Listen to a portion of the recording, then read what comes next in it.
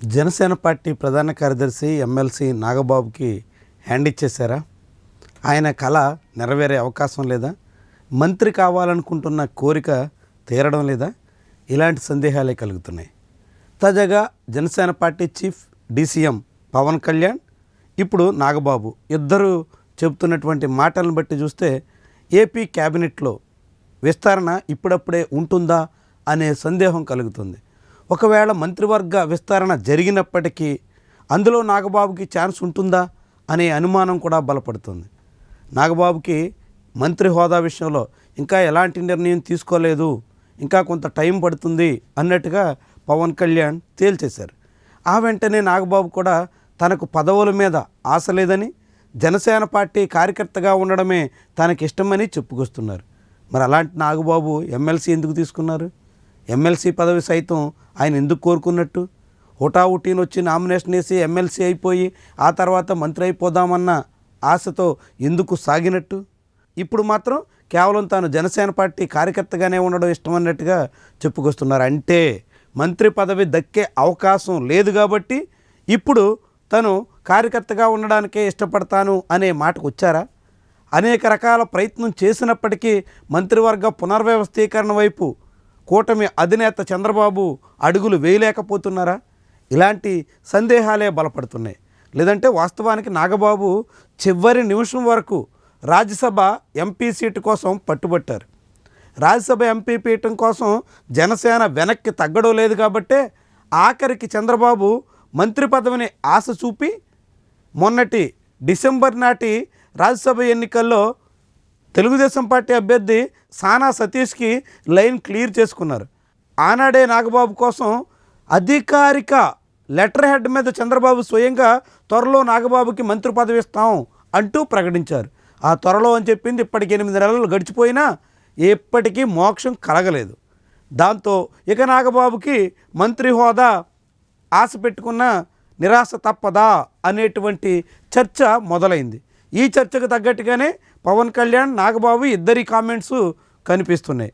రేపో మాపో ఆంధ్రప్రదేశ్లో క్యాబినెట్ పునర్వ్యవస్థీకరణ సాగుతుంది. ఆ కొంతమందిని తీసేస్తారు, సీనియర్లకు ఛాన్స్ ఇస్తారు, వేటేసేటువంటి వాళ్ళలో వాళ్ళు వీళ్ళు అనేటువంటి ఊహాగానాలు చాలా తీవ్ర స్థాయిలో వినిపిస్తున్నాయి.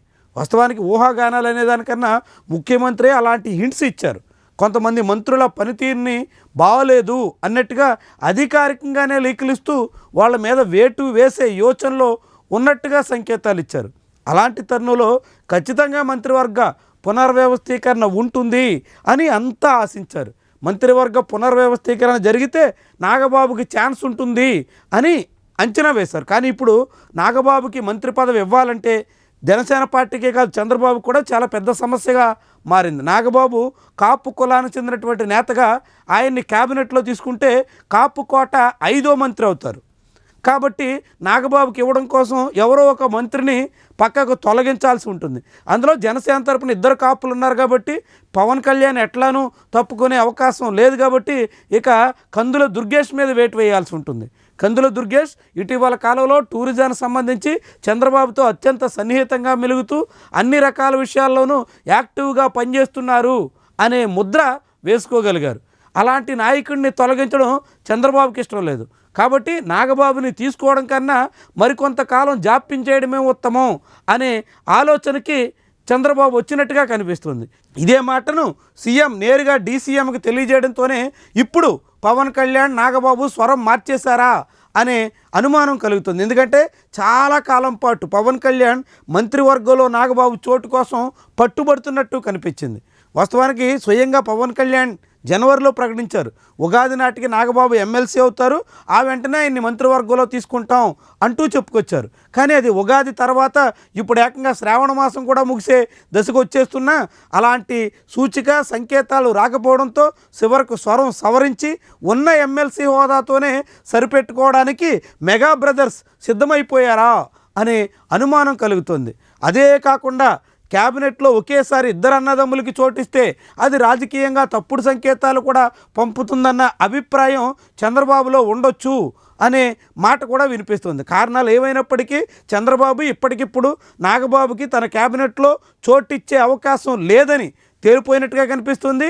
అలాంటి సంకేతాలు రావడంతోనే ఇప్పుడు పవన్ కళ్యాణ్ నాగబాబు స్వరం మార్చేసినట్టుగా స్పష్టమవుతుంది. మొత్తంగా ఇప్పుడిప్పుడే పునర్వ్యవస్థీకరణ ఉంటుందా లేదా అనే అనుమానాలు రేకెత్తించింది.